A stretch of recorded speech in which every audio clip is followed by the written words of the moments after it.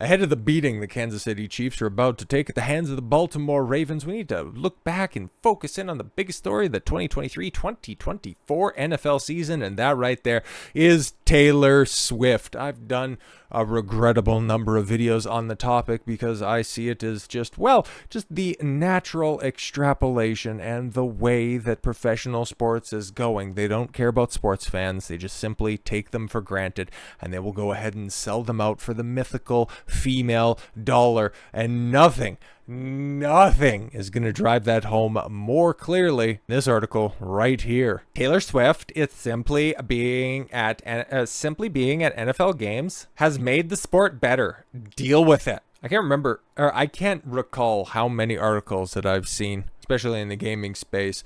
Anita Sarkeesian's opinion and inclusion in, the likes of what? Naughty Dog, BioWare. Do I need to continue the number of studios that she killed? But her inclusion in those places is just simply making gaming better. Deal with it. How many times DEI officers are just simply making Hollywood better? Deal with it. Seeing this play out again and again and again. All cater to an audience that doesn't care about football and are only there, and they aren't going to continue to come back once Taylor Swift is gone, because there's other rumors that are out there that Travis Kelce is going to make like his brother and retire at the end of the season, win a Super Bowl, lose in the championship round or not, and there was going to be no more close-ups of Taylor Swift for the 2024-2025 season, okay? Like, this was a one-season phenomenon, kind of like most of her relationships. Travis is about to find out real quick that when he doesn't have the clout of being one of the most recognizable faces in the NFL, your chick that has more clout than just about any other female on earth, isn't really going to stick around with a former professional athlete. Listen, it's Sunday, and the NFL playoffs are in full swing. Let's not waste time with the pleasantries of me trying to build up to a big reveal of what this column is about. Besides, the headline does that. I just get right to it. Taylor Swift isn't ruining the NFL or football, despite what some of you and actual Hall of Famers claim. She's too busy to bother with that. Yeah, it's going to get annoying. So she may well be too busy this weekend living her best life in a luxury stadium box, cheering on boyfriend Travis Kelce and his Kansas City Chiefs to play the Buffalo Bills. Yeah, which the Buffalo Bills, wide right. They're never going to shake that, huh? To worry about whether NFL fans' fragile emotions. So these are just the hallmarks. We've seen this time and time again. It's just you man babies that are out there just trying to protect what you love. You just don't want to have other people comment, no, you guys are just all man babies. You with your fragile masculinity. It's like, no, we like football. We don't like cutaways to fives. We can deal with the mediocrity and mundanity of life of your average sports fan that's out there. If they want to check out a mid, all they need to do is look over at their own girlfriend or wife. In fact, the truth is that she is saving the NFL from itself. Please elaborate. The NFL was being ruined before Taylor Swift, so you should bring more Taylor Swift fans in. Okay, for as much as I've derided NFL ratings, and they have been going down, guess what? They're still leading the pack when it comes to a live television coverage. Like, they are far and away the leaders. Oh, I don't know what you're talking about. The league and the people who run it have done everything that they can in recent years to ruin the sport and take advantage of the fandom along the way. It's definitely not what you're trying to do by infusing your insufferable celebrities. Yeah, no, definitely not. From Bush League refereeing to random rule changes that impact everything from kickoffs to the kind of socks players can wear. Lengthy list, which points to why the game has lost much of what made it fun to watch. I would go ahead and apply that argument to baseball, because that has completely turned me off from watching the product as a lifelong baseball fan. Coupled with what they did to Roberto Alomar, Trevor Bauer, numerous other examples, and the goofy-ass rule changes like a runner on second base, an extra innings, a stupid-ass pitch clock.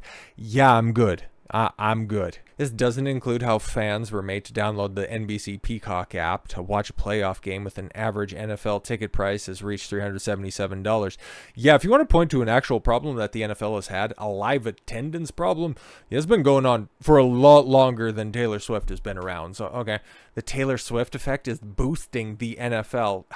How can you make the most popular professional sports team league on or in North America. I'm not going to say the world because, well, I guess football of a different kind across the pond is probably in general more popular, but you got to group together so many different leagues in order to just encompass the same cultural footprint that the NFL covers. So yeah, probably individual league. Yeah, the NFL is like, it's still like, it's definitely fumbling the bag. They've got such a giant lead off of everybody else. Like, I don't know what you're doing, because as bad as the NFL is handling its things, it's not as bad as the MLB, and it's definitely not as bad as the NBA. And don't even mention the NFL or the NHL. That shit's terrible. Forbes reported in November that Swift's attendance led to the most viewership for a Sunday night game since the Super Bowl.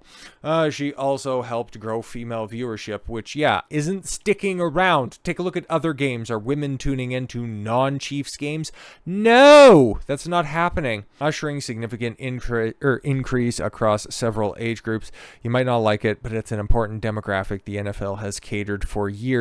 She made it easier. Yeah. MarketWatch reported in October that Swift helped to add $122 million to the NFL's brand value, which means her presence alone added a spike in value to one of the most valuable entertainment entities in the world. And that's something that I highlighted with my Al Michaels getting ousted for Taylor Swift video, is the amount of disposable income that women have. And now there's actually some more data that's out there that just goes to show how much disposable income and how much available time Taylor Swift fans have. And well, it's kind of staggering because, okay, we can go ahead and, kick dirt on DC while they're down again, but this also drives home the fact that Taylor Swift fans love themselves some Taylor Swift. If there's something else that we can learn from this, because I'm not a Taylor Swift fan, not by a long shot. I'm barely an NFL fan. Don't let the shirt and then some of the other memorabilia that I have of, said Baltimore Ravens. I'm a big fan of my favorite team, by the way. I look over at my prized possession that's over there on a consistent basis. And even the Ronnie Lott picture that's right behind me. Like, it's kind of an old head, but I'm a big sports fan at the end of the day, and I want to see professional sports thrive, but we're not getting this. We're getting pandering to people that don't make the sport better. We're seeing professional sports fall into the same trappings that have made other escapism endeavors fall by the wayside in years prior. So yeah, if we can go ahead and save something before it completely and totally descends into obscurity, that would be nice. This is what the NFL and so many others, like if the NHL knew what they had at the time when Carrie Underwood was dating, Mike Comrie when he was playing for the Nashville Predators, they would have been doing this exact same insufferable shit in the mid-2000s. You can God well bank on that. But Taylor Swift earned more money in 2023 from Spotify alone than James Gunn's DCU did with Blue Beetle. She made more passive income on Spotify than the stupid Blue Beetle movie made. Well, if she even made $1, like I made more money than Blue Beetle because that shit made $0. It didn't lose as much as other DC films that were out there. The Flash, Aquaman 2, for as surprising as a return on that one was. Shazam 2. But this is just a fun framing device that Fandom Wire has decided to employ here. Taylor Swift is constantly making headlines for one reason or another. The American singer's fame has no limits over these past few years and has continued to skyrocket. Last year, her stardom broke all limits as she ended the year as the most streamed artist on Spotify, and her Eras tours even became the highest grossing tour film of all time. Yeah, exactly.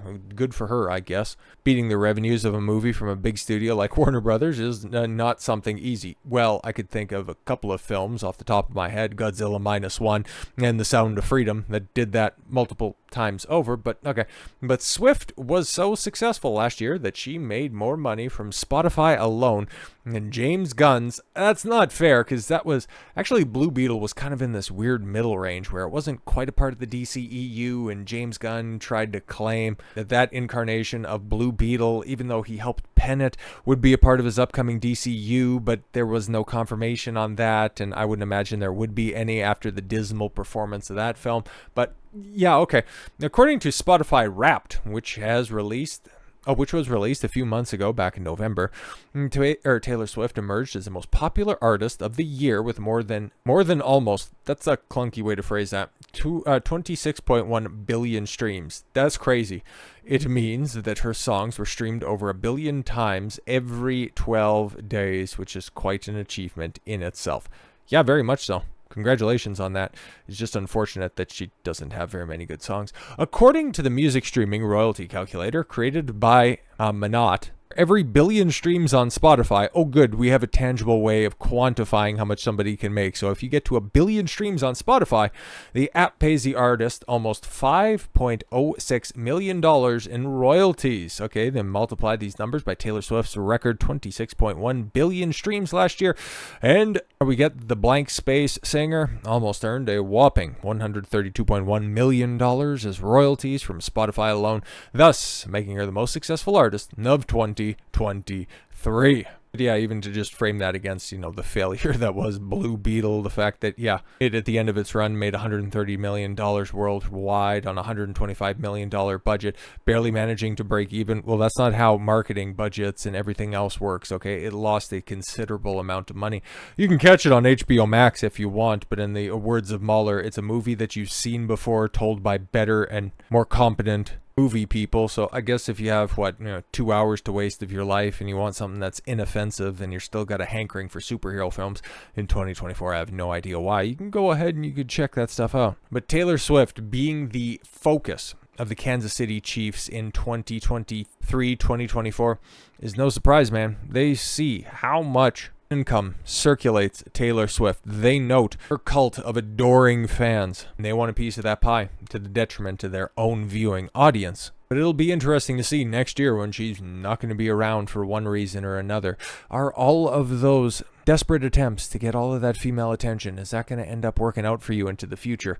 I think we all know the answer to that. Taylor Swift might continue to end up winning, and hell, who knows, she might have actually found that Mr. Right after her 20-some-odd attempt. Not as bad as some chicks that are out there, but I'm sure somebody will care when she's not the major focus of the NFL. But brace for impact tomorrow because it's going to be insufferable. The only thing that I can hope for is that Lamar Jackson just completely and totally runs up the score so that we don't have to suffer through a Taylor Swift appearance. Oh yeah, that just so happens to include the Super Bowl in a couple of weeks' time. So with all that said, thank you all very much for the gift of your time. I've been Don Consuelo. I want you to follow your gut and get after it. Take care, everyone.